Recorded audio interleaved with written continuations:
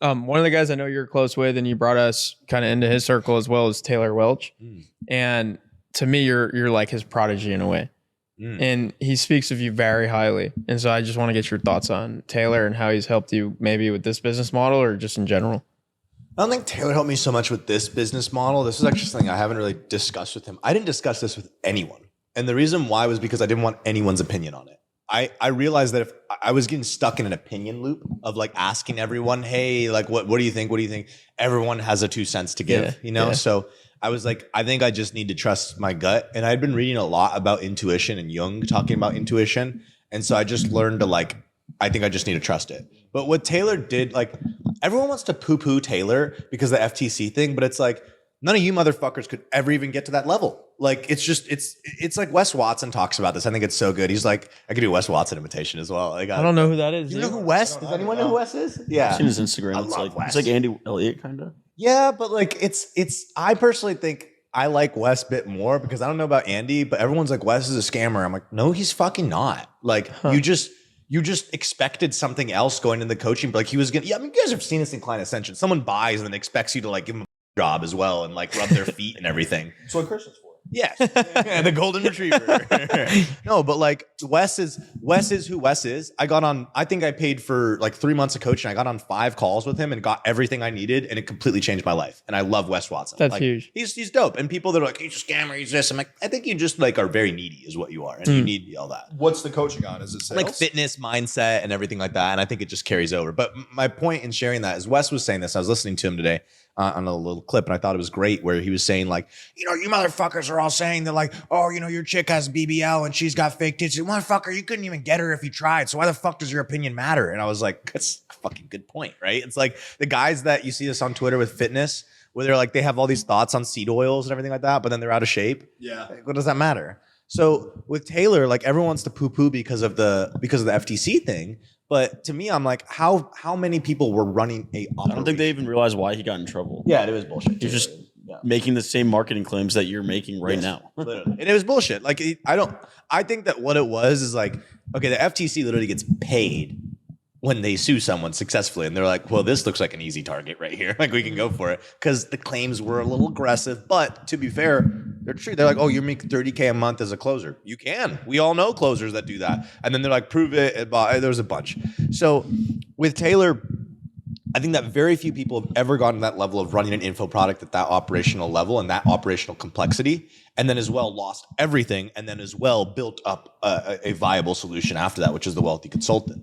And so it was a lot of like the lessons that I learned from him and just how he thought about it. But even I'm like that with every mastermind. You guys even saw this with Client Ascension. I come in, I'll be like super active for like 2 months, get everything I need, and then I'm out. Because I go implement what I need. I need to absorb material. So like even with Taylor's mastermind, like I got a bunch from it, and I'm like, well, let's go implement real quick, and we just get out. And people be like, he ghosts, he's gone. I'm like, I'm busy implementing, and so it'll be like probably 6, maybe 12 months, and then I'll join another mastermind, dive deep for 6 months or for 2 months, get all the material, go on all the calls and everything, and then just go and implement it. I've always been that way since day one. I just like I need to consume it, otherwise I'm just not going to be able to like understand it really. This is an interesting business though, and I think maybe the reason you didn't talk to Taylor about it, and correct me if I'm wrong, is that it's not a business that a coach would advise you to start. Because it is kind of like a bigger, more grand vision. And I feel like coaches try to push people into like quicker wins, easier way to monetize. Dude, that's not Taylor though. Taylor, you know, that's I would agree with you in like 90% of instances, but I will vouch for Taylor here that that's actually not what he recommends. I remember going through Taylor's stuff, and one of the things that he said that I really liked was don't go for easy to grab fruit. And then the more you do that, something about like the longer tail effect of something. I can't remember the specific words, but he said stop going for low hanging fruit. Got it. And so Taylor doesn't actually talk about quick wins. Taylor talks about really like, I just think it's how to view a business. If I were to recommend like what anyone should join for is if you want to understand how to build an organization, that's where I think Taylor is a G at. Yeah. But also if you want to understand like how to think about marketing in general from like a framework perspective, he's a G at that as well.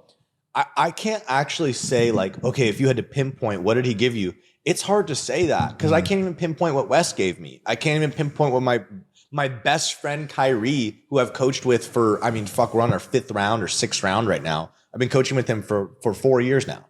I can't tell you specifically. It's just, I know I'm getting better, and everything in my life is getting better.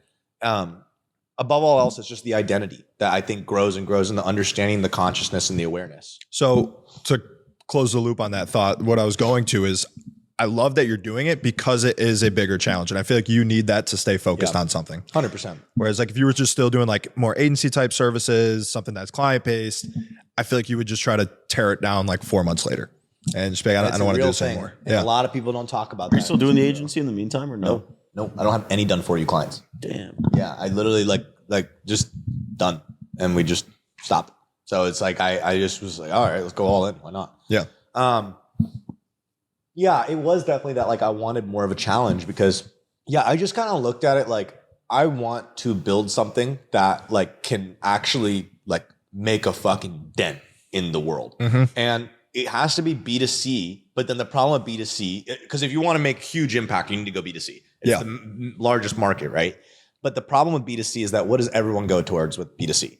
It's always make money online offers, and that elicits a lot of FTC, like, hey, what's going on over here, right? And checking it out.